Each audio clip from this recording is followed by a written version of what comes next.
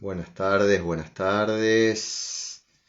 Buenas tardes a todos, ¿cómo andan? Vamos a ver si... Voy a esperar que se conecte María Eugenia para invitarla. Bueno, muchas gracias a todos. Muchas gracias a todos. Qué lindo cuando me saludan de afuera. Hola, buenas tardes. Buenas tardes. Acá en Rosario esperando la lluvia, que no viene, que estamos entre el humo, en la humedad. Eh, Muy buenas tardes a todos. Gracias por estar acá con nosotros. Voy a ver si la veo a María Eugenia. Apenas la vea, voy a mandarle yo la invitación. A ver, a ver. Vamos a buscarla a María Eugenia.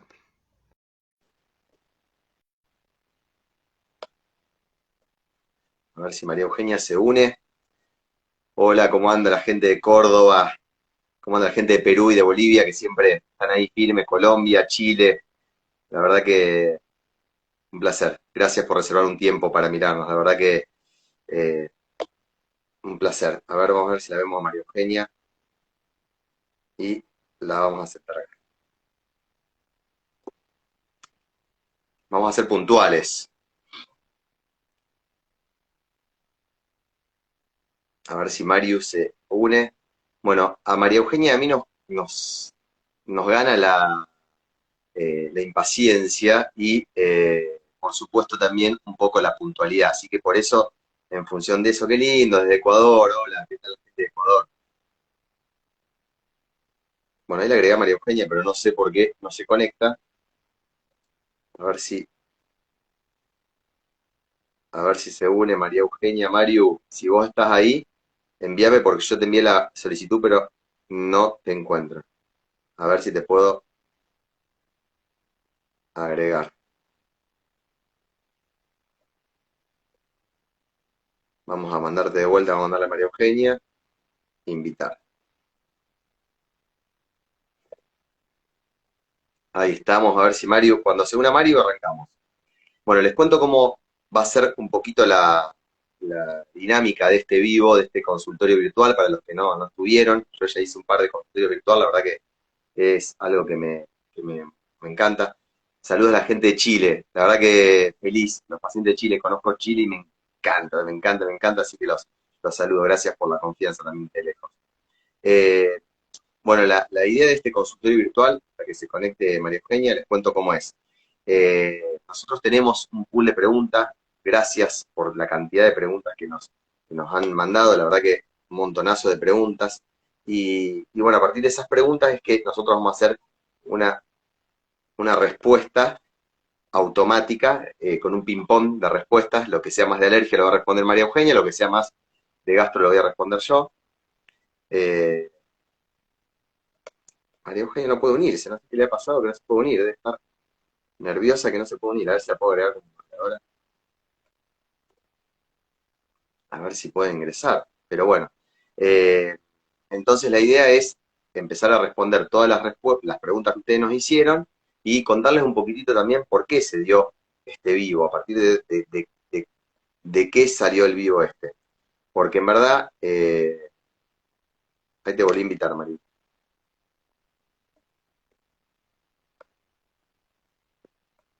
A ver, a ver.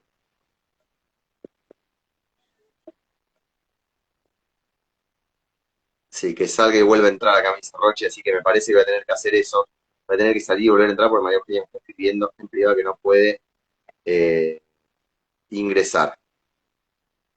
A ver, vamos a ver ahí. Vamos a ver ahí, que me parece que ahí pude hacerlo desde acá abajo. Vamos a ver si podemos. ¡Ah, Ahí al está. fin, María Eugenia! ¡Por Dios! Ya me está agarrando calor acá adentro. Ay, perdón, no sé por qué pasaba. Ya estamos, ya Bueno, no estamos. pasa, no pasa nada, no pasa nada. Escucha, espera, me deja un poquito yo ahí. Ahí está. Bueno, le estaba Bien, contando a la gente un porque poco cómo es se la escuchaba como. modalidad, que teníamos una horita para poder hablar. Yo ahora te voy a presentar, así te hago entrar en clima. Yo estuve saludando ahí a toda la gente, después te voy a dejar para que lo saludes vos. La idea un poquitito es responder todas las preguntas que nos hicieron. Hicimos un pool de preguntas a partir de eso. Y si quedan algunas más, por supuesto, después vamos a ver para próximos vivos, porque la idea es esa. Bueno, contar un poquitito cómo es el trabajo en equipo para nosotros, que es fundamental, que trabajamos juntos en el mismo consultorio, que a pesar de que uno puede trabajar con otros gastroenterólogos y otros alergistas, porque somos un equipo y trabajamos en muchos lados, es un placer también contar el uno con el otro y poder trabajar también con la ayuda de alguna nutricionista que siempre nos está ayudando. Bueno, saludarla también a Mariela, que tantos pacientes como tenemos con ella. Eh, y bueno, y saludar a todas las que nos han ayudado en este caminar y a los pediatras sobre todo. Y contar que este vivo se formó a partir de, bueno, primero del incentivo de María Eugenia, porque nosotros decíamos algo que me enseñó ella, que es, si nosotros vamos a nutrirnos a algún congreso y aprender cosas nuevas de alergia y no las transmitimos a ustedes, la verdad es que somos egoístas. Así que bueno, a partir de los 2 congresos que tuvimos, yo el de gastro mundial, María Eugenia el de alergia, surgió esto. Yo ahora le voy a dar paso a María Eugenia que salude y demás, y voy a sacar las notificaciones, así después podemos hablar sin que se recorte tanto. Gracias, Diego. Hola, buenas tardes a todos. Es un placer nuevamente compartir este vivo con vos, Diego, y bueno, y con todas aquellas personas que nos están escuchando del otro lado. Muchísimas, pero muchísimas gracias. Estuve viendo, yo no me podía enganchar, pero bueno, estaba viendo todos los saludos que hay de acá de Rosario, de la zona, del exterior también, así que bueno, Sí, sí, así que bueno, muchos cariños a todos y muchas gracias por conectarse. Ya como Diego les dijo, han llegado muchas preguntas, vamos a tratar de ir respondiéndolas. Y bueno, haremos otros vivos. Pero inicialmente, bueno, surgió esta idea de este vivo porque gracias a Dios pudimos volver a los congresos presencialmente, que extrañábamos un montón, y afortunadamente pudimos viajar al exterior. Yo fui al Congreso Europeo de Alergia e Inmunología, Diego al de Gastro, que después él ya va a contar.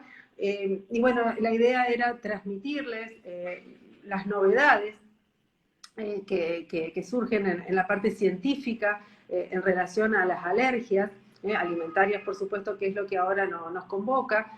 Y comentarles que con respecto al, sí hay mucho nuevo de diagnóstico y de tratamiento, este, principalmente de diagnóstico que se llama diagnóstico por componentes, donde se estudian los componentes individuales de cada uno de los alergenos, de las sustancias que producen las alergias, en este caso las alergias alimentarias.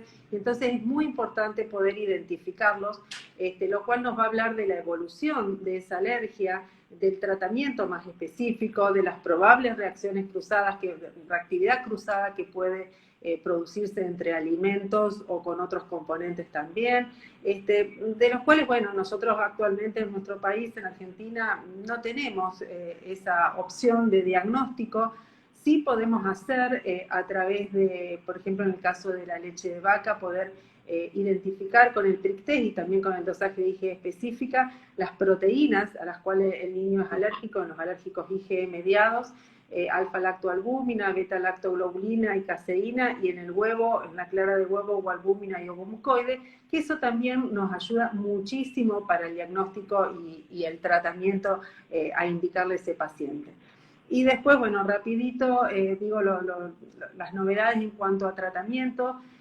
Hay mucha experiencia en relación, bueno, y a muchos estudios en marcha en relación a tratamientos biológicos. Estos tratamientos biológicos son específicamente ante determinados puntos del mecanismo inmunológico, el mecanismo alérgico, inflamatorio alérgico, que lo que harían serían frenar esa cascada inflamatoria que se genera en una alergia. Eso es algo que se viene, en nuestro país quizás un poco más lento, pero no lo podemos aplicar todavía, en algunos casos sí, y bueno, eso es importante poder estar actualizados, por eso, bueno, agradezco el haber podido ir y el poder charlar con colegas del exterior también, quienes tienen mucha más sin duda. experiencia que nosotros, y bueno, y aprender de ellos, por supuesto, para después poder aplicar todo el conocimiento que uno puede tener y hacer contactos, porque también tenemos dudas ante algunos pacientes complejos y el poder comunicarse con los colegas del exterior es buenísimo. Sí, tal Así cual. que, bueno, esas son las novedades así a grandes rasgos en cuanto al Congreso Europeo de Alergia e Inmunología. Y vos, Diego, ¿qué nos podés contar del Congreso de Bueno, Gastro? yo les voy a contar un poco también a nivel de las charlas. La verdad que algo de lo que a mí me apasiona de estos congresos, palabras para los papás que están ahí, que es que, lo hablamos siempre con vos, Mario, y yo se lo contaba a mis colegas de los gastros de otros lados del país, que escuchar a personas que uno lee artículos al lado tuyo y que preguntarle y bueno, y intercambiar opiniones, es fascinante, uno es un apasionado del tema, entonces como que todo el tiempo, y para mí también compartir con ese grupo de gente, de gastroenterólogos que fueron conmigo, que sabemos de cada lugar del país, cómo trabajamos, cómo vamos, qué intercalar opiniones, la verdad que hermoso, fue una experiencia hermosa, la verdad que sumamente necesario. Y yo les voy a contar mucho, que entre medio de las charlas había mucha pregunta de eso, la parte de gastro se basó mucho en prevención, en alergia, muchísimo de prevención, y muchísimo en diagnóstico, muchísimo nuevo de diagnóstico a nivel clínico, que es lo que vamos a ir charlando. Así que si te parece, para no perder tiempo, arrancamos con las preguntas, Mario. Perfecto, dale, Bueno, dale. la primera pregunta yo fui anotando, Mario, más o menos como la charlamos juntos, en función de los temas, para que no quede tan descolgado y podamos responder todo. La primera pregunta que vamos a responder, que voy a empezar yo hablando de inmadurez versus intolerancia. Muchas familias preguntaron sobre esto. Che, ¿y cómo me doy cuenta que era una inmadurez? A veces, a mí me encanta en el grupo de APLB Bolivia, que ponen muy ciertamente que felicitan a un bebé porque se dieron cuenta que no era APLB y que era solo una inmadurez. Y uno dice, pero pará, ¿cómo me doy cuenta? Bueno, darme cuenta que es una inmadurez intestinal, si yo tengo antecedentes de un bebé que puede ser pretérmino, o que tuvo un laneo, o que puedo tener a lo mejor mucho cólico, algunas evacuaciones mayor en cantidad de deposiciones, pero no llega la caca con sangre, o tuvo una sola deposición con sangre, pero de verdad que la resolvió bien, y no suma síntomas. Esto que hablamos un montón nosotros de, para hablar de alergia, tenemos que sumar síntomas, no es un único síntoma. Muchas preguntas hay de que mi hijo tiene este síntoma, ¿ya es alérgico? No, no, no. A veces es necesario que nosotros, si vemos un bebé que tiene algún síntoma único y vemos que se está alimentando con lactancia materna y el bebé van pasando los días, la mamá hizo la dieta de exclusión y vemos que no cambió demasiado, pero que el cólico disminuyó un poco, ahí es fundamental el enfrentamiento para hacer diagnóstico de APLB. Seguimos viendo pacientes no enfrentados nunca. A través de una videollamada una mamá me contaba eso, que no la habían enfrentado, hacía 2 meses que estaba a dieta y que no sabía. Entonces yo le digo, mira, puede ser una inmadurez intestinal y no llegar a ser una alergia, porque tiene muy pocos síntomas. En cuanto a la intolerancia, siempre lo aclaramos, lo aprendo mucho de ustedes yo, que la intolerancia no se puede ser intolerante a la proteína de la leche, es intolerante a un azúcar, como sería la lactosa en este caso. Y es muy raro que uno vea una intolerancia a la lactosa de tan chiquitito, realmente genéticamente siempre lo aclaramos, no existen prácticamente casos, acá no, en Finlandia existen más, pero nosotros vemos poco, realmente nada. Y la intolerancia es secundaria generalmente y cuando son chicos más grandes. Es decir, que un niño muy pequeño, sacarle la lactosa de entrada no tendría demasiado sentido. Con lo cual, uno tiene que quedarse más que nada sabiendo que si no es una inmadurez intestinal, ahí lo vamos a involucrar en el diagnóstico de alergia alimentaria. Y ahí te paso la pregunta a vos, ¿cuándo decimos que es una alergia alimentaria realmente y no una inmadurez ni una intolerancia? Bien, las alergias alimentarias están aumentando cada vez más en nuestro país y en el mundo. ¿Qué es una alergia alimentaria? Es un proceso inflamatorio donde actúa el sistema inmunológico del individuo que tiene síntomas. Y no es que todos vamos a ser alérgicos, sino aquellos que están predispuestos genéticamente. Es por eso que es muy importante siempre preguntar los antecedentes familiares de ese niño. Si el padre, la madre, hermanitos, los de primer grado, que sería la familia íntima. De alergias no necesariamente, antecedentes de alergias no necesariamente alimentarias, sino también si tienen alergia a medicamentos, alergia a picaduras de insectos, alergias ambientales con rinitis, asma, dermatitis. O sea, es muy importante eso, el antecedente, la predisposición genética que tiene. Y que ese sistema inmune del individuo, del paciente, reacciona ante algo que es inocuo para el resto de la población, manifestándose de distintas formas.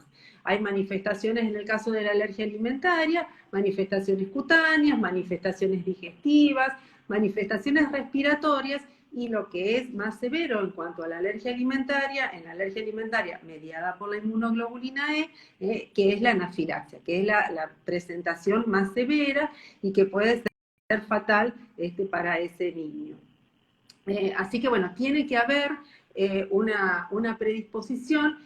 Y nosotros siempre decimos que una cosa hay que diferenciar siempre, también hablando de esto de las diferencias, de lo que es sensibilización de lo que es alergia. Porque nos puede dar un estudio específico que hagamos, nos puede dar positivo, que tiene una alergia a la leche, al huevo, al maní, pero no tiene clínica cuando lo come. Entonces, claro, este individuo no es alérgico, está sensibilizado. Puede ser que alguna vez presente la alergia, puede ser, es para estar atentos, pero no es para tomar una conducta. Así que eso también es muy importante hacer la diferencia. Siempre que una sensibilización, un estudio, tiene que acompañarse, como vos bien dijiste, Diego, previamente, de los síntomas compatibles con una alergia alimentaria, no cualquier síntoma tampoco, ¿no es cierto? Tal cual, por eso es muy importante, me encantó lo que dijiste, Mario, porque uno tiene que hacer diagnóstico, no podemos decir, che, le pongo el sello. Yo a veces en las videollamadas se ríen los papás porque te digo, ¿y quién te dijo que era alérgico? No, me dijo el pediatra, me dijo el grupo, me dijo la tribu. Bueno, le digo, pero pará, falta un diagnóstico, falta el sellito. Entonces yo siempre le digo, vamos para atrás. Hablemos de primero de los antecedentes, vamos a ver el síntoma y ahí vamos a ver si hubo un enfrentamiento, qué pasó con ese enfrentamiento, y fue real o fue un enfrentamiento fallado, como le digo yo, que hubo una intercurrencia dando vueltas que pasó y quedó como asumido como alérgico. Entonces me encantó eso que dijiste, la sensibilidad, porque también muchos papás te muestran en el laboratorio y te dicen, no, pero por este laboratorio me dijeron que era alérgico. Clínicamente no tiene nada, pero tiene una IgE elevada. Y uno dice, bueno, pará, pero entonces no tiene síntomas, no. Bueno, vamos a la sintomatología. Y otra cosa que me pasa mucho en gastro, ya que estábamos enganchando con las preguntas, para pasar de aparato en aparato, a mí me preguntan un montón de lo que es el reflujo frente a la alergia. Muchísimas preguntas de reflujo versus alergia, medicación, no medicación. Voy a hablar un poquito, 2 palabras de las últimas normas de reflujo. Las últimas normas hablan un montón de esta posibilidad del paciente con reflujo que podría tener una alergia alimentaria. Primero, ¿cómo defino reflujo? 2 palabras. Fisiológico, que es el vomitador feliz, el bebé que vomita, pero como les digo yo, se caga de risa, aumenta bien de peso y no le pasa nada. Eso es un reflujo fisiológico, o sea, un bebé que no se tiene que medicar, que no tengo que pensar en alergia alimentaria, un bebé que vomita porque madurativamente está creciendo y porque hay factores que ayudan a que tenga a lo mejor más predisposición a vomitar. Ahora, si el vómito es doloroso, todo el tiempo rechaza la alimentación, tironea la teta, está tomando mamadera y no termina de tomar la fórmula, está acompañado de dolor, de llanto inexplicable, y aparte puede tener muchos cólicos o diarrea, yo pienso en un reflujo patológico y antes de medicarlo tengo que pensar que puede ser una alergia alimentaria. Sacando que, a veces también hay muchos papás que se angustian, por eso digo sacando que, porque hay muchos papás que dicen, pero ya me medicaron, doctor, ahora, ¿qué hago? Bueno, no importa, vamos a resolver si hay una alergia. Hacemos los 20 días de dieta de exclusión y volvemos a realizar el enfrentamiento. Si con los 20 días de dieta de exclusión el reflujo mejora, efectivamente es un reflujo asociado a alergia. Ahora, uno tiene un montón de pacientes, que los compartimos, Mario también, que puede tener reflujo y alergia. O sea, no significa de que las dos cosas tengan que estar juntas siempre o que con la dieta de exclusión solamente ya tengo que hacer tratamiento para el reflujo. Si bien la medicación antiácida cada vez más se ve que puede provocar alteración de la flora bacteriana, esto es riesgo-beneficio. Si yo tengo un bebé que tiene un reflujo patológico, con mucho dolor, con mucho llanto, con episodios de ahogo, lo voy a tener que medicar, porque seguramente no me alcanza con la dieta de exclusión de la mamá. ¿Y por qué? Porque obviamente yo estoy haciendo riesgo-beneficio. Quiero que mi bebé se alimente bien, descanse mejor y no aumente la cantidad de reflujo. Entonces, es ahí cuando nosotros como gastro decimos, bueno, lo voy a medicar con esta medicación que es la más adecuada para este bebé con alergia. Y puede pasar al revés, que a este bebé lo enfrento, no tiene una alergia alimentaria y es un reflujo patológico puro. Es decir, que la voy a liberar a la mamá y lo voy a medicar al bebé. Entonces, para finalizar esto de reflujo y alergia, que me preguntaron tanto, medicarlo, no medicarlo, es riesgo, beneficio, siempre es individualizado al 100% esto. No puede contarme la vecina de al lado qué le dieron a su bebé para saber a mi bebé qué le tengo que dar. Y siempre tener en cuenta, primero, que si yo sospecho que el reflujo es por alergia, tengo que hacer la dieta de exclusión. Y si con la dieta de exclusión no se me resuelve el reflujo, ahí el gastro me va a decir qué medicación darle para poder actuar frente a eso. Y después ver si realmente es un reflujo puro o alergia. ¿Por qué? Porque muchas veces al no bloquear bien el ácido, confundimos los síntomas, la mamá sigue haciendo dieta de exclusión, elimina más alimentos alergenos, y no es por el tema de la alergia que tiene más reflujo, es por un montón de cuestiones que hacen que el reflujo no se esté superando. Y hay un tiempo que yo siempre le digo a los papás, que es entre los 4 y los 6 meses, en los cuales el reflujo se hace más evidente y aumenta mucho más. Y muchas veces hay bebés que no estaban medicados y recién ahí los empezamos a medicar. Que están con una medicación y rotamos a otra o aumentamos. En otros países, aprovecho de decir, hay medicaciones que nosotros no utilizamos. Yo que tengo gente del grupo de Bolivia, de Chile o de Perú, utilizan a veces la ranitidina, que nosotros no la utilizamos más en nuestro país, que se cambió por la famotidina, por sus efectos indeseables, y después se tiene que ver en base a cada uno de los medicamentos, también porque hay algunos antiácidos que pueden tener lactosa. Entonces, si yo tengo un paciente con reflujo y con alergia, no le voy a poder dar ese antiácido que a otro paciente con reflujo puro se le podría dar. Espero que haya sido claro, pero bueno, es un poco las preguntas que me hicieron sobre cómo medicar, cuándo medicar y cómo seguir. ¿Cuándo se suspende la medicación? Se va evaluando en función de la clínica del paciente. O sea, generalmente no es de un mes para otro, no se suspende rápidamente. Y la medicación no se da tampoco esporádicamente. Yo no puedo darle hoy, mañana no le doy, porque yo tengo que bloquear ese ácido, lo tengo que hacer todos los días. Por eso cuando me preguntan a mí, doctor, ¿cuánto tiempo le doy por lo menos? Bueno, 4 a 8 semanas, o sea, un mes por lo menos de tratamiento y reevaluamos. ¿Por qué? Porque se tiene que ajustar la dosis al peso y al síntoma. Entonces es muy importante eso. Y ahora te cambio a vos y te Mira, digo que para ya que hablamos de cambiarlo, reflujo, permitime a mí, discúlpame, pero hago yo el pasaje a la otra pregunta diciendo lo siguiente, escuchándote a vos, como dice una colega nuestra pediatra, ella dermatóloga infantil, el tratamiento es personalizado, individualizado, como un traje a medida de cada uno de los tal pacientes. cual, tal Y cual. hablando de dermatóloga, entonces voy a hablar de dermatitis atópica. Muy bien. Porque, bueno, hubo muchas preguntas de dermatitis atópica. Estamos viendo cada vez más pacientes, cada vez más niños con dermatitis atópicas, dermatitis que son moderadas, severas. Algunas son leves, por supuesto, que son las más frecuentes.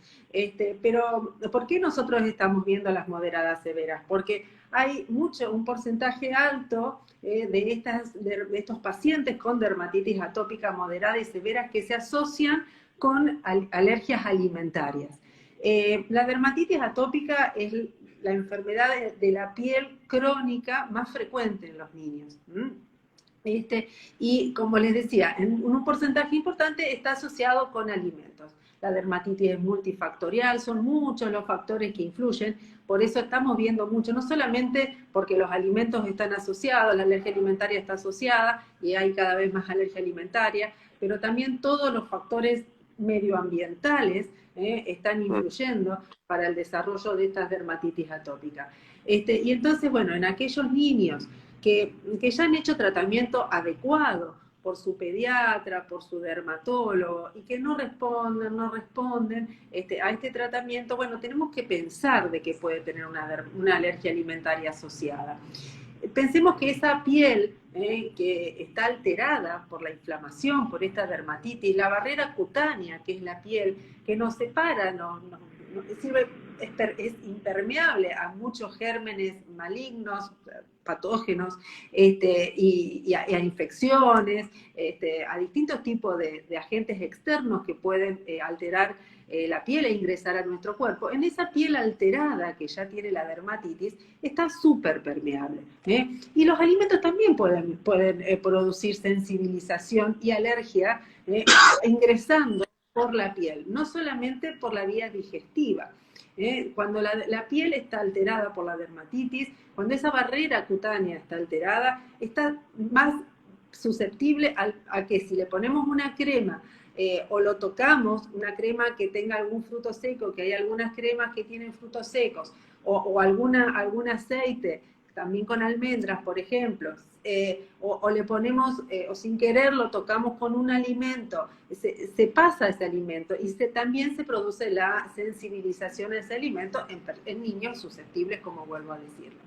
Entonces, debemos pensar en alergia alimentaria y estudiarlo a ese niño. ¿Cuáles son los alimentos asociados con esta dermatitis atópica? En primer lugar, es el huevo.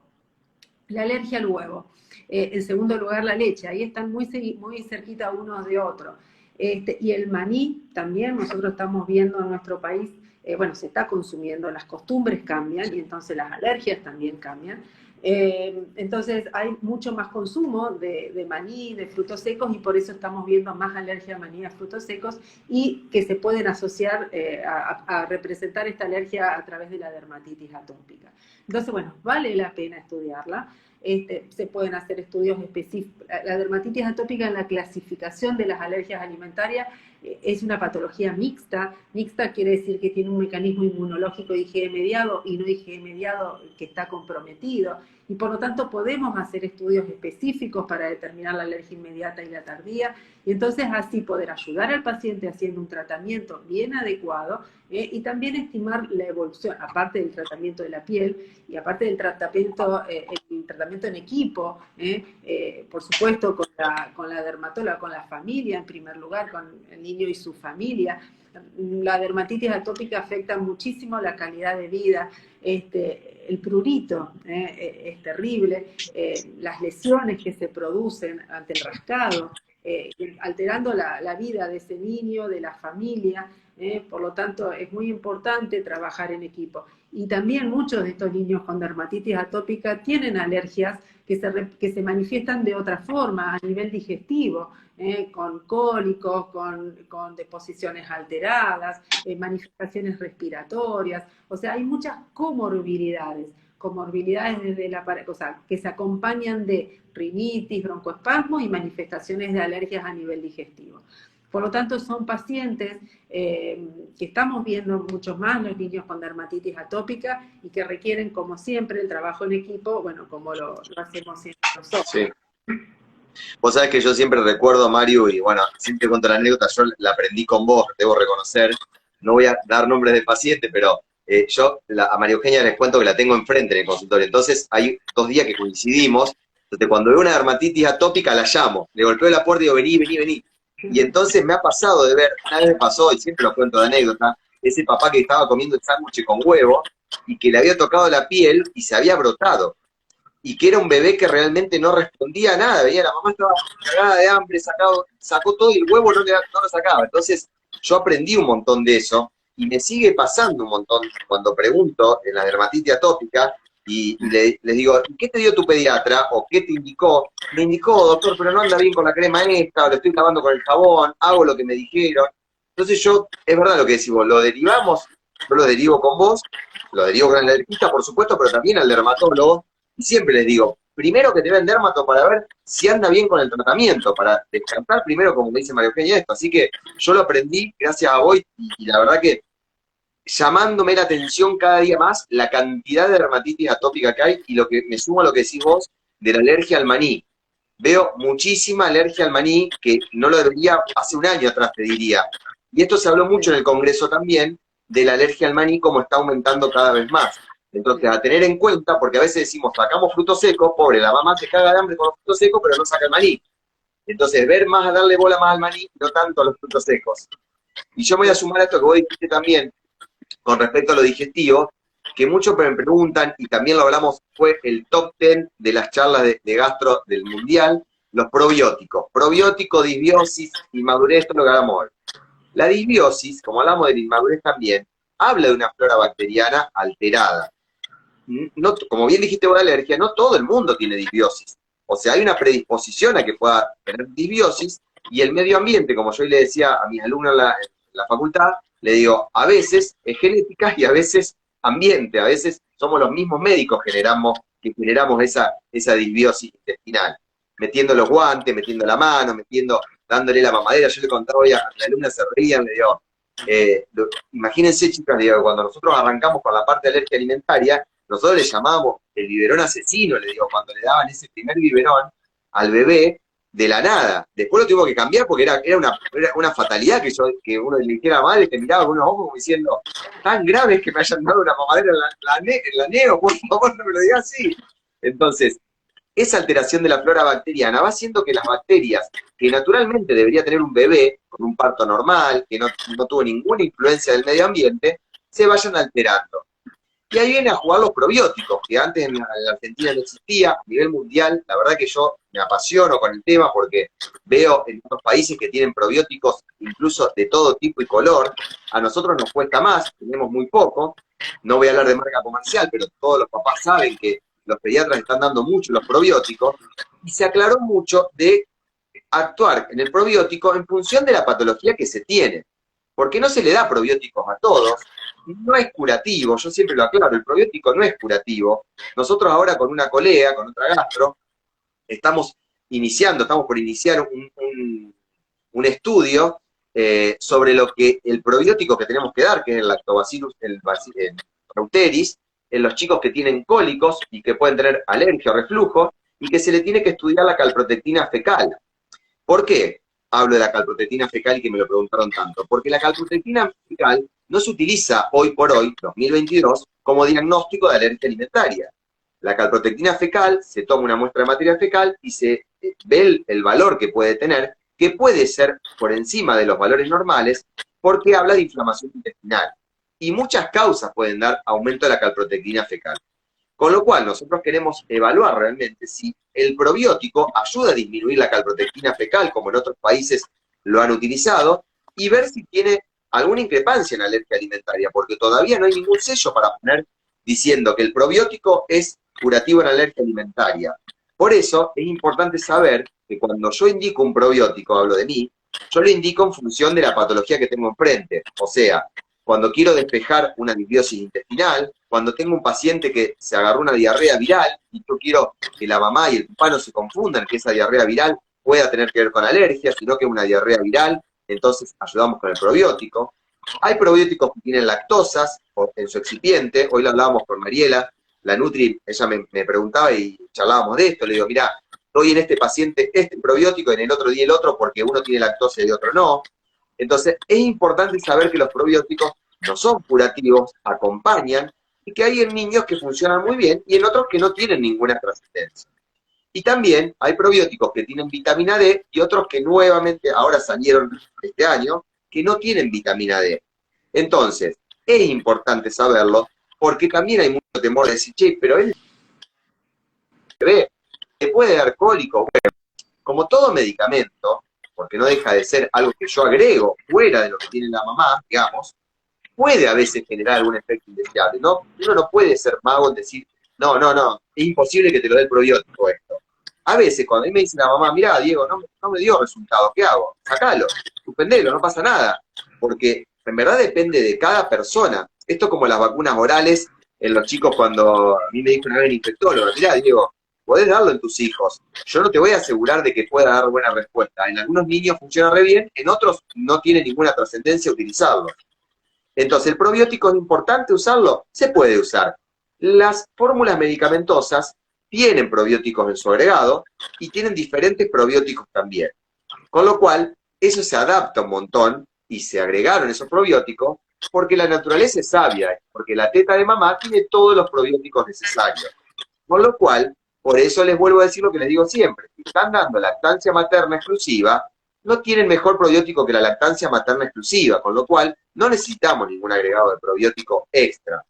Vuelvo a aclarar, salvo que el bebé actúe con otra patología, una diarrea, algo que yo quiera tratar de ayudar a que reconstituya la flora bacteriana más rápido, pero no para decir, en la alergia alimentaria le voy a dar el probiótico porque realmente quiero curar o quiero acelerar el proceso de tolerancia. No, es individual de cada uno y siempre que tenga teta, el mejor probiótico lo tiene la lactancia materna y es lo más aconsejable lejos, lejos de los lejos. Así que esto que me preguntaron, nada, no hay que meterlo ya sí o sí como que hay que darle el probiótico. Y ahora yo te cambio la pregunta a vos, Mario. Me preguntaron mucho acá vos ya lo hablaste algo de anafilaxia, pero te voy a hacer dos preguntas en una. Eh, ¿Cuándo se dice que un niño es realmente IgE mediado? Y cuándo se habla de alergia alimentaria múltiple. Hay muchas mamás que tienen el sello de alergia alimentaria múltiple y no APLB solo. Entonces yo quiero que vos aclares un poquito esos conceptos. Bien, como la palabra lo dice, alergia alimentaria múltiple es cuando es a varios alimentos. En general, las alergias alimentarias múltiples son no mediadas por la inmunoglobulina E, es lo más frecuente. Estas alergias no mediadas por la inmunoglobulina E son aquellas que tienen principalmente manifestaciones digestivas, o sea, dolorcito de panza con los cólicos, la irritabilidad, el llanto, los chiquitos no descansan bien, las deposiciones, las cacas son con moco, inclusive con sangre, y se presentan en el primer semestre de vida en aquellos niños que están alimentados con pecho materno o con fórmula, tienen muchos de ellos. Y a veces no solamente es la leche de vaca, aunque siempre nosotros en un primer momento uno excluye la leche de vaca porque es el principal alimento que genera alergia en nuestro medio, por las costumbres nuestras, sino que también puede tener alergia a otros alimentos. Los más frecuentes en nuestro país son los grandes 8, 9, que serían leche, huevo, trigo y soja. Esos 4 son los más frecuentes en los chicos, en los niños, y en los niños también, pero más en los adultos, frutos secos, maní, pescados, mariscos. Y digo 9 porque también estarían las semillas muy presentes en cuanto a la generación de alergias. Esa manifestación, entonces, el niño puede ser alérgico a múltiples alimentos y bueno, uno lo va evaluando de acuerdo a lo que la mamá consume, y entonces vamos retirando alimentos, se va haciendo las provocaciones como Diego lo hizo, hasta poder definir algún estudio específico, hasta poder definir, digamos, puntualmente a qué tiene alergia el niño. Hablando de los no mediados por IgE.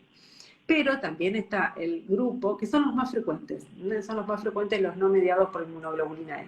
Pero está el grupo de los niños que tienen alergias IgE mediadas por la inmunoglobulina E, que son aquellos que tienen manifestaciones inmediatas, dentro de las 2 horas del consumo.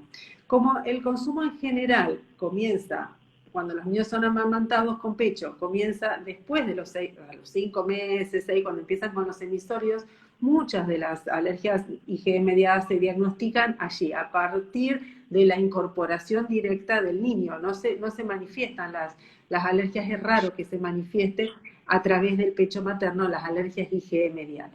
Principalmente son en forma directa, cuando le dan al niño, o sea, se ha sensibilizado a través de lo que la mamá consumió, pero la manifestación clínica, o sea, los síntomas y signos los presentan cuando ingieren directamente. Esos son los niños IgE mediados, que principalmente es a nivel cutáneo, que presentan las urticarias, que son las ronchas, que aparecen bruscamente, pueden aparecer alrededor de la boca o en forma más aislada si la comida ha caído por el contacto del alimento con la piel y se ingirió, bueno, muchas veces la vomitan el alimento rápidamente y es una forma de defensa, porque así impide que se absorba más el alimento. Y si se absorbe, entonces ahí puede presentar más angioedema, que son las hinchazones, las urticarias, las ronchas generalizadas. Y si el nivel de alergia es muy alto de ese niño, puede presentar anafilaxia. ¿Y qué es anafilaxia? La anafilaxia es la reacción principalmente cutánea, no siempre está presente, pero en el 85% de los casos tiene urticaria y angioedema, da brusca, y que va sumando síntomas, síntomas respiratorios. Primero puede empezar una rinorrea, o sea, el moco, empiezan a estornudar, se llenan de mocos rápidamente, estando bien de salud previamente, y después empiezan a toser, les cambia el timbre de la voz, se ponen difónicos, eso hay que tener mucho cuidado, tos seca, irritativa y broncoespasmo. Bueno, este niño puede llegar al síncope, al desmayo, relajar los esfínteres, que a veces en los niños pequeños, bueno, eso no lo podemos identificar, pero si les cambia el comportamiento, se ponen muy nerviosos, los niños más grandecitos se sienten mal, se sienten mal. Bueno, esa ya cuando afecta el sistema cardiovascular, el sistema nervioso, pueden, como les decía, tener pérdida de conocimiento también, palidez, cianosis, o sea, yo estoy planteando todo, el cuadro, eso es una reacción anafiláctica, donde, bueno, ahí afortunadamente son raras, son rarísimas, por suerte, y el tratamiento de elección es la adrenalina. Entonces, cuando el niño, o sea, no sabemos, no podemos saber, sí podemos identificar el paciente, confirmar el diagnóstico de alergia IgE mediada. Hay niños que tienen, bueno, podemos hacer el dosaje de la IgE específica en sangre o el dosaje de la IgE específica cutánea in vivo en el paciente a través del prick test. Y lo que podemos estimar es que si la sensibilización es muy importante y ha tenido algún síntoma ante mínimas exposiciones, que quizás si se expone a mayor cantidad de proteínas, la reacción puede ser más severa y que podría llegar a ser anafiláctica. Entonces, ¿cómo nos manejamos con ese paciente? Si sospechamos que tiene riesgo de anafilaxia, entonces le vamos a dar un plan de acción. O sea, las patas de este tratamiento son la educación, la evitación, por supuesto, del alimento ofensor y el plan de acción, o sea, qué hacer en el caso de una exposición accidental y que comienza con los síntomas. Eso se los damos escrito, hablamos con los papás, se comunica también uno con la escuela, en el caso de que el niño ya sea un niño mayor y que concurra a la escuela, o en el jardincito también, en la guardería si está concurriendo. Y si tiene el antecedente de una anafilaxia, es muy probable que ante otra nueva exposición anafilaxia, otra anafilaxia, y que esta sea de instauración mucho más rápida, y a veces hasta no tiene lo cutáneo y empieza con la dificultad respiratoria. O sea, hay que tener mucho cuidado con estos niños. Pero vuelvo a decirlo, son raras las ocasiones de anafilaxia, pero bueno, es importante conocerlas para poder identificarlas y hacer el tratamiento rápido, ¿sí? Estos niños después tienen que ser hospitalizados, tienen que internarse, porque tienen que permanecer en observación, por si hacen otro cuadro similar que se llama anafilaxia bifásica, que durante unas horas posteriores tienen riesgo de reacción, otra reacción alérgica sin exponerse nuevamente al alimento. La principal causa de anafilaxia en pediatría es la alergia alimentaria, pero por suerte no es tan frecuente. Impecable, Mario. Escuchá, te sumo dos preguntas más, porque si no, no nos va a alcanzar ni 2 horas de vivo y vos tenés una reunión, así que yo me acuerdo de eso.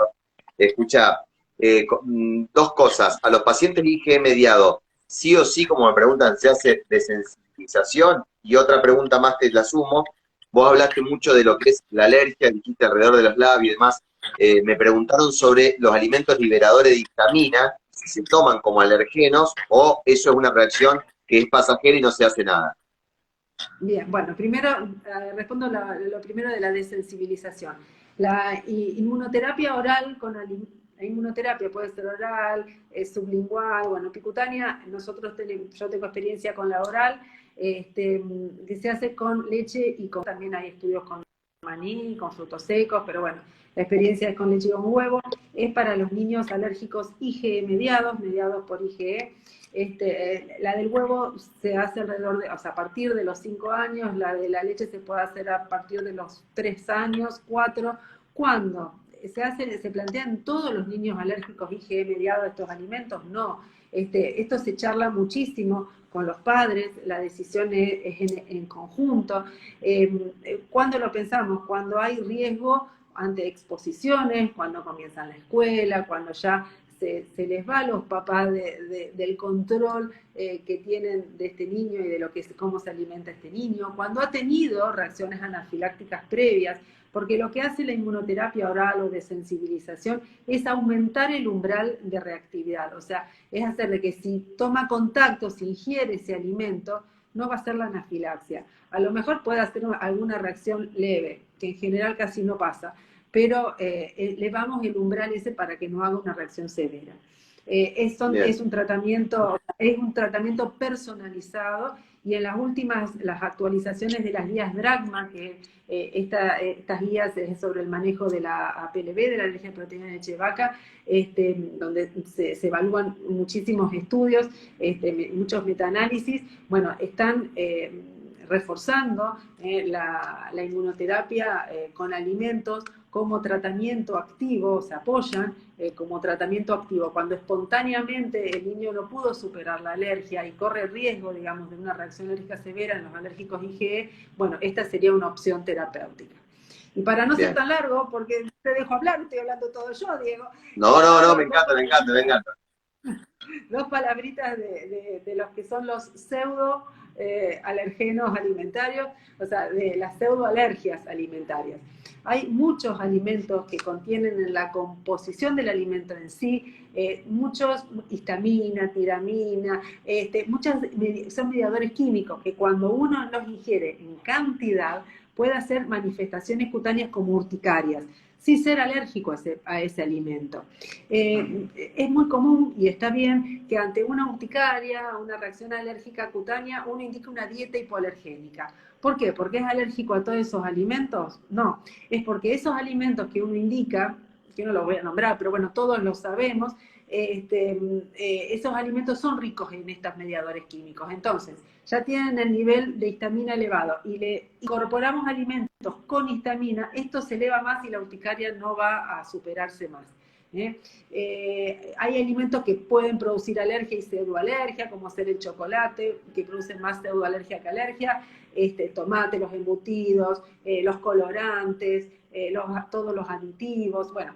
Entonces hay que evaluar. Estamos teniendo cada vez más urticarias también, muchas asociadas con procesos infecciosos virales, que es lo más frecuente, pero bueno, está aumentando también la consulta, y así que esto de las dietas hipoalergénicas lo estamos viendo mucho, pero por pseudoalergias y no por alergias en sí a esos alimentos. Una vez que pasa la urticaria, se empiezan a incorporar todos los alimentos y el paciente no tiene más síntomas. Si fuera alérgico a alguno de esos alimentos, tendría urticaria nuevamente. Impecable, Mario. Cambio el orden, pero no te preocupes que las preguntas las voy a responder todas con vos, pero cambio el orden para hacer 2 o 3 en una y que no se nos vaya el tiempo. Muchas preguntas sobre los alimentos, en mi caso sobre lo que es la constipación, sobre lo que es Seipa, que ahora les voy a contar, y sobre lo que se agrega a la mamá en una dieta de exclusión, cómo evitar de que genere reacción. Vamos por parte. La constipación, la primera pregunta, ¿está siempre asociada a alergia? No, es la respuesta. Las últimas normas se supo cada vez más que casi muy pocas veces está asociada la constipación a la alergia alimentaria. En los primeros meses de vida es disquesia del lactante, que es un bebé que tiene que educarse para hacer caquita, con lo cual no es un constipado, no necesita supositorio ni necesita laxante. Por favor, menores de 6 meses, no laxante, eso lo aclaro a morir. Y no supositorio tampoco. En lo ideal es nada, paciencia, y si un bebé que hace caca explosiva no es un constipado, es una disquesia que madurativamente lo va resolviendo. Ahora, en el constipado mayor de 6 meses, que quiere incorporar alimentación complementaria, que se debe incorporar alimentación complementaria, el alérgico no retrasa la alimentación complementaria, es un mito eso, la alimentación complementaria ayuda incluso y acompaña el proceso de tolerancia, con lo cual no tenemos que hacer una dieta tampoco restrictiva para decir que no se me constipe. El primer proceso de constipación funcional es al 6º mes de vida. Se medica ese bebé siempre y cuando la constipación sea molesta, dura, con cacas duras, con dolor al evacuar y demás, se puede medicar. Obviamente uno tiene que tener en cuenta, como hablamos de todos los medicamentos, que no tengan lactosa como excipiente en un bebé alérgico, pero se puede medicar. Ahora bien, ¿tengo que hacer un tratamiento por mucho tiempo? El tiempo que el niño lo requiera, o sea, no va a depender de la alergia, va a depender de la constipación que el chico va a tener, o que el bebé va a tener, así que hay que hacerlo y no tiene por qué estar contraindicado. ¿Puede ser que el hierro constipe? Me lo preguntan mucho. ¿O puede ser que el hierro dé más reacción? Sí, puede ser que dé más reacción. Los pediatras están recancheros con el tema y lo que hay que ver primero es que el hierro sea un hierro apto. Porque si el bebé está consumiendo un hierro no apto, va a tener reacciones y lo vemos cada vez más.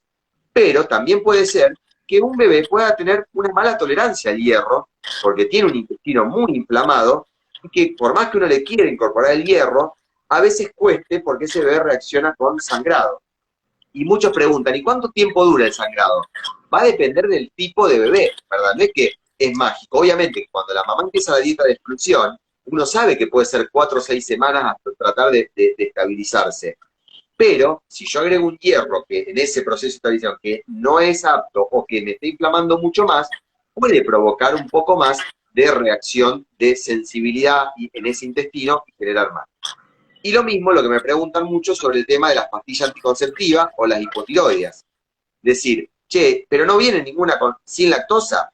No, las pastillas anticonceptivas, ya lo hemos hablado un montón de veces, y todas tienen lactosa como excipiente. Tienen bastante alto el contenido de lactosa. Hay muchos medicamentos que utilizan la lactosa como excipiente, y hay que leer siempre eso, como también las esencias. Esencia de dulce de leche, esencia a lo mejor a veces que pueden tener de algún tipo de producto que puede dar reacción. O hablábamos hoy con una mamá también que me decía, Diego, viste que reacciona con los sulfitos, hay que estar atentos también. Entonces, depende de cada chico, por supuesto, pero se puede evaluar. Con respecto a las pastillas antitiroides, una mamá que necesita consumirla, uno no la va a suspender, pero tratamos de ver de que podamos hacer preparados magistrales en los cuales no le agreguen lactosa como excipiente, con lo cual se podría. Y La por último, lo lactosa, del 6, sí, decilo, Mario, perdón, perdón. la lactosa en este caso puede estar contaminada con proteínas, por eso es que Exactamente. claro. Exactamente, tal cual. No por, muy bien lo que dijo Mario, no por alergia, sino por eso, y porque realmente un intestino inflamado, que el intestino es quien tiene la lactasa para poder absorber esa lactosa, nos cuesta mucho más la absorción, por supuesto que sí. Claro. Y por otro lado me preguntaron mucho del famoso CEIPA. ¿Qué es el CEIPA? En 2 palabras, porque es un tema para hablar mucho, pero también es una reacción de alergia alimentaria no IgE mediada severa. Es un nene que llega a una guardia porque no para de vomitar, generalmente, como decía María Eugenia también, incorporó un alimento, se da más en los chicos que incorporan por primera vez el alimento, venía tolerando con la leche de mamá y con el alimento nuevo, que puede ser un yogur, por ejemplo, no paró de vomitar, vomitó, lo llevó a la deshidratación e ingresa con un cuadro grave a veces, de tipo séptico, le decimos a nosotros, y la causa es una alergia alimentaria no IgE mediada, que por más que le hagamos las pruebas cutáneas van a dar negativa. Entonces, ese bebé va a responder más lentamente a la tolerancia, que podamos hablar. No, no tiene por qué, en verdad es una alergia no IgE mediada más severa, pero obviamente tenemos que ser más prudentes con el agregado de los alimentos porque ese bebé va a tener una leche especial, y la dieta de la mamá tiene que ser sumamente estricta porque obviamente reacciona mucho más, pero no es una alergia que va a llevar a la anafilaxia, porque es no IgE mediada, sino que es una forma grave de manifestar una alergia no IgE mediada. Esa es la respuesta, en verdad. Y yo te voy a sumar a vos ahora, Mario, ya que está para cambiar esto de la tolerancia, que preguntaron mucho, así Sí, después hablo un sí. poquito del enfrentamiento, pero ¿cómo puede pasar entonces que un bebé IgE mediado, como explicaste vos, o en mi caso un no IgE mediado, que tolere la leche de mamá, que la mamá no está haciendo dieta, pero que cuando le demos el alimento pueda responder de mala manera y generar reacción? ¿Qué se hace frente a eso? La pregunta del millón, el huevo, la gallina, la discusión de nuestro congreso.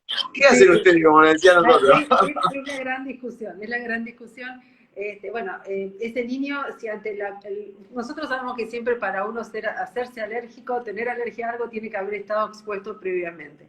Nunca va a presentar una reacción ante la primera exposición, sino ante la segunda o ante la millonésima vez que te expusiste. O sea, si me dice, pero si siempre comió, nunca le pasó nada. Bueno, pero es importante ese antecedente, porque si vos me decís, mira, nunca comió y de repente hace una reacción ante la primera exposición, entonces ahí no sería alergia.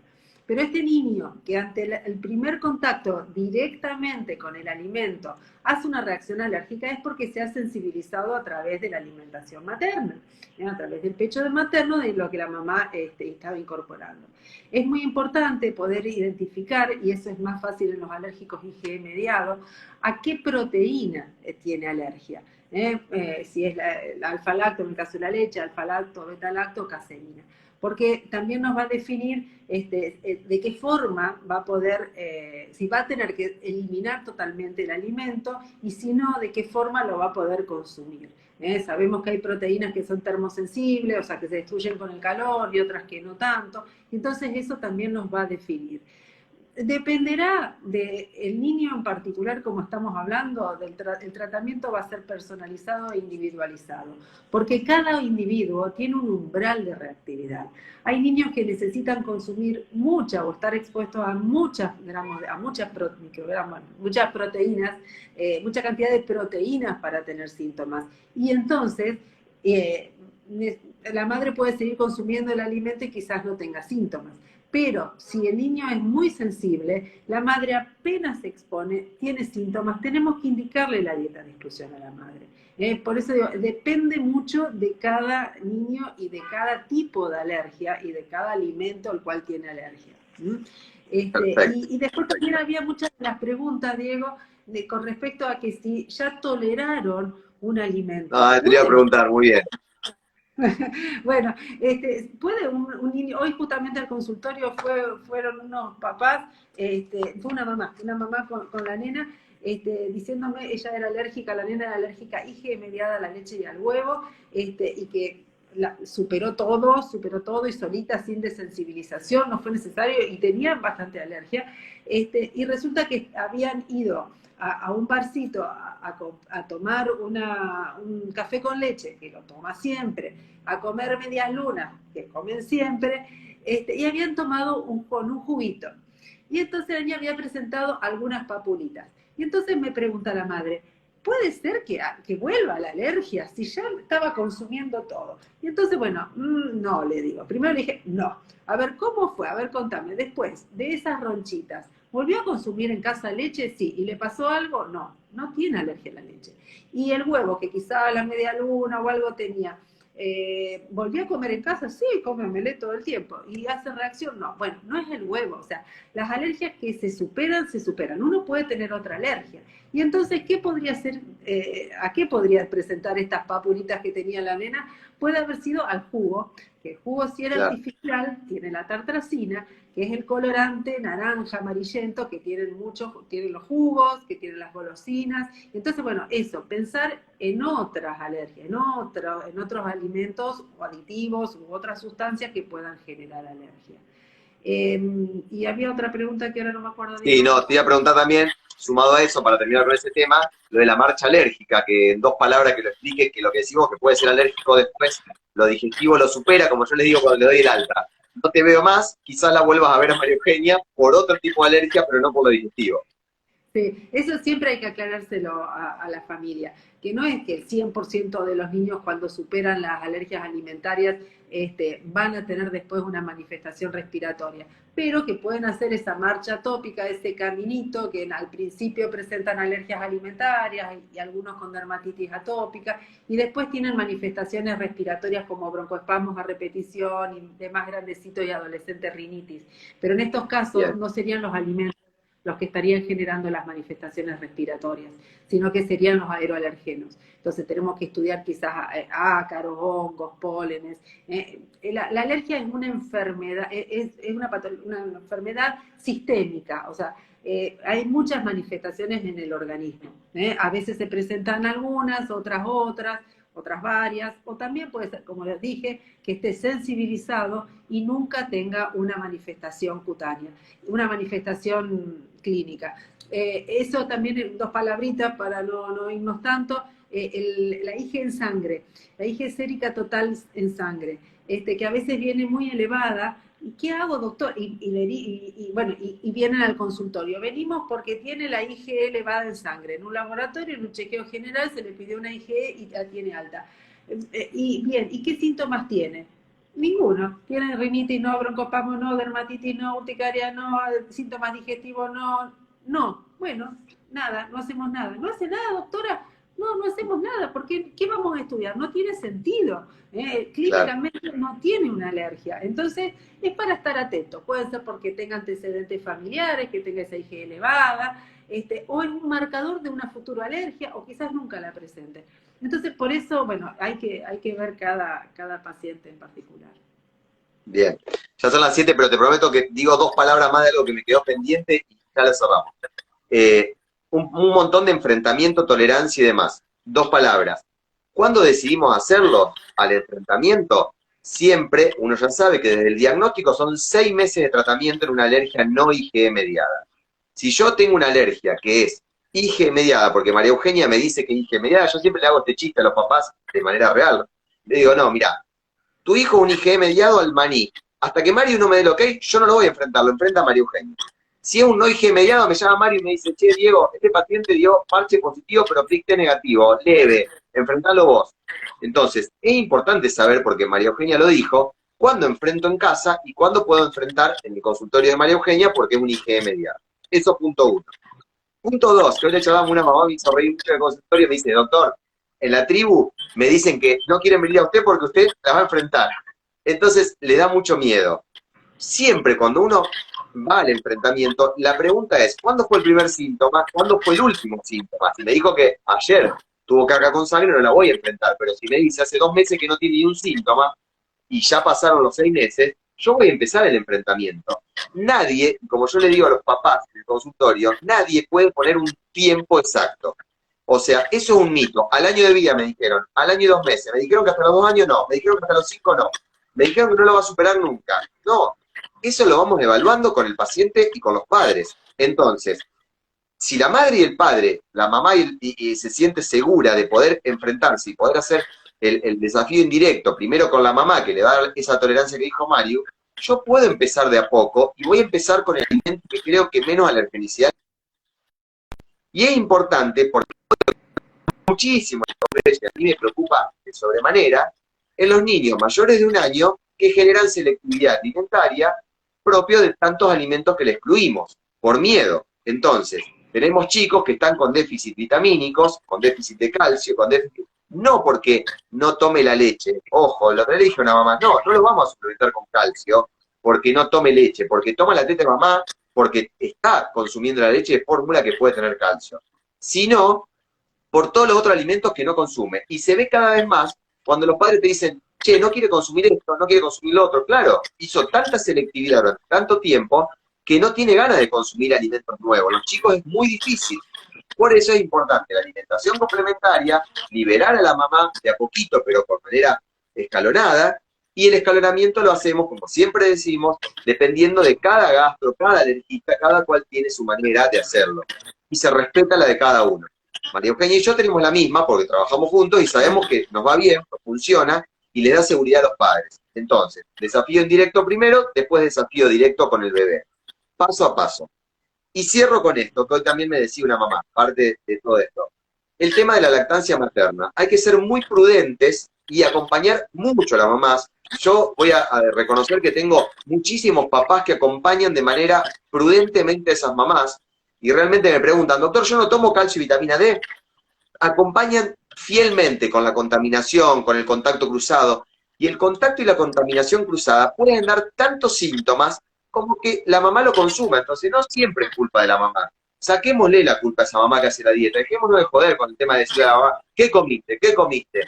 Porque a veces la contaminación o el contacto se da de otra persona. Y le toca la manito al bebé y el bebé se mete la mano en la boca y mete la proteína. Entonces no fue la pobre madre que está haciendo una dieta de exclusión y le seguimos sacando alimentos. Entonces, obviamente que lo social es complicado, obviamente que no es nada fácil, pero hay que preguntarle siempre a esa mamá, y hoy también lo hablaba en la charla que le di a mi alumno, bueno, ¿cómo se siente? ¿Cómo está? ¿Quiere seguir con la lactancia? La acompañamos. ¿Quiere seguir más tiempo? La acompañamos también. Y si se larga a llorar y me dice, no puedo más, también la tengo que acompañar en otorgarle una fórmula. No es que uno quiere darle la fórmula no se la da a la mamá porque tenga alergia alimentaria. Ojo, ese es un mal concepto. No se le saca la teta y se le da la leche para que no tenga más síntomas. Se la puede acompañar esa mamá y los bebés con lactancia materna exclusiva andan súper bien. Ahora, si la mamá no puede consumir, darle teta exclusividad, tiene que trabajar, no da más el cansancio, no puede más con su familia, etcétera, etcétera, se la tiene que acompañar también en las decisiones. Y es muy individual. Lo que pasa en medio de las 4 paredes del consultorio es una cuestión familiar y del profesional. Entonces, no pongamos absolutismo, ni nosotros, ni los compañeros tampoco, ni la general, porque no se puede generalizar en estos casos. Y la tolerancia se va dando de a poquito, dependiendo también de cuánto está preparada esa familia. Así que sea una compañía realmente. Y también saber de que nosotros, como profesionales, también a veces tenemos en esta individualidad del tratamiento cosas puntuales para cada familia, porque vemos lo que esa familia necesita, y no es para todos lo mismo. Entonces, tratar de, como siempre digo yo cuando doy un vivo, no criticar tanto, respetar las decisiones del otro, respetar al colega. Todos podemos tener miradas diferentes, pero también, como decía María Eugenia al principio, nos nutrimos de la decisión del otro, del nutricionista, del compañero gastro que tengo trabajando conmigo, del otro alergista, del pediatra que me explica terriblemente o que te llama por teléfono y que está preocupado, y de los padres, sobre todo, que están ahí a la par con todo este proceso. Seamos prudentes entre todos, respetémonos, tengámonos paciencia. Nosotros ojalá pudiéramos ver, a veces cuando a mí la secretaria me llama y me dice, Diego, pero es una urgencia, fíjate esta mamá. Yo le digo, lo que pasa es que son muchas que tienen urgencia. Le digo, a mí me encantaría que el tiempo del día sea mucho mayor, pero uno también tiene que distribuir los tiempos. Yo digo, una anécdota, hoy estaba en el consultorio y mi mujer me llamaba pobre porque mi hija estaba con vómito y fiebre y uno está pensando también en la cabeza, decir, uy, pobre, me necesita mi hija también, y bueno, es un poco de todo. Yo voy a abrir ahora para saludar, Mario. No te quiero robar tiempo porque sé que estás cortita, ¿te parece? ¿Qué me decía, perdóname, de ir cerrando? Sí. Que sí, ahí voy a poner para que puedan saludar. Ahí está.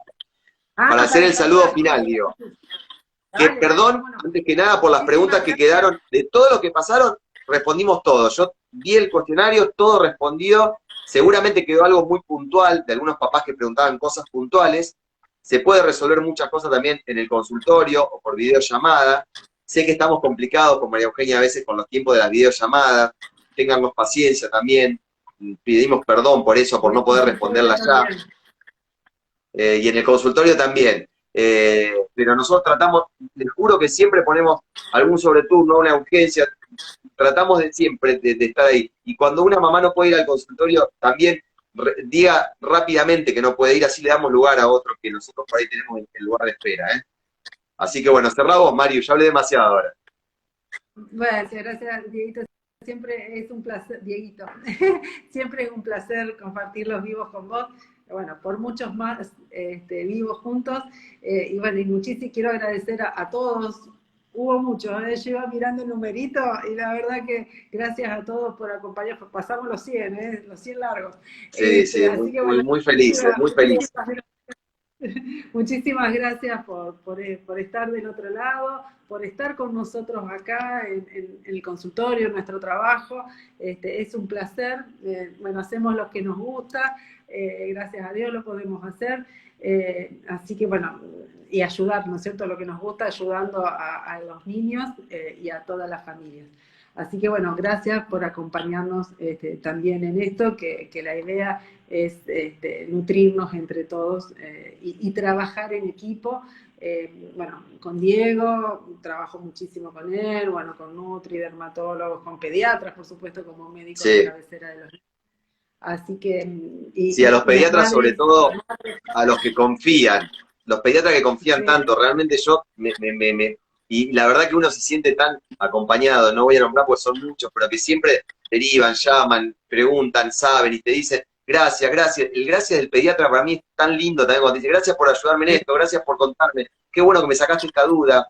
Y también a los papás de las tribus que entre medio, ellos, yo digo, ayer hablábamos con la secretaria y me dice, ¿cuántas respuestas le darán los otros papás a las mamás cuando no puedo responderlas yo? Y sin duda que yo sé que es así. Así que a mí me encanta que sea así, que esas tribus sigan acompañándose. Y también gracias a veces, porque como decías vos, cuando a veces el tiempo es chiquitito y uno, no sé, viaja por consultorio o por congresos, sabemos que uno se queda pensando, el otro día lo hablamos con un grupo de pediatras, decíamos, la culpa del pediatra de decir, uy, no voy a estar una semana, pero lo hacemos también un poco para nutrirnos nosotros y para poder formarnos. Yo quiero aclarar, contarles también a todos que ahora en octubre me invitaron, que me pone muy feliz, colegas de La Plata, al Congreso de Gastro que se realiza en Mendoza, y voy a formar parte de la mesa de alergia alimentaria, que la verdad que me pone muy feliz poder aprender de profesionales de puta madre, como digo yo, y poder compartir con ellos, así que vamos a traer más información y vamos a seguir con los vivos para poder decir lo que va cambiando, porque esto es permanente. Perfecto. Bueno, genial. Después hacemos un vivo Bueno, después de ese congreso. Hacemos por otro. supuesto lo vamos a hacer. Bueno, te mando un beso grande, Mario, ya Bueno, está, no te bueno, corto más, que son un beso 7:15, enorme te a van a pasar a Rodrigo y buscar. a todos. A todos. Muy buen fin de semana y cariño a los Buen fin niños. de semana, Chao, buen chao. fin de semana, adiós. Gracias, gracias. Chao, que se mejore tu hijo.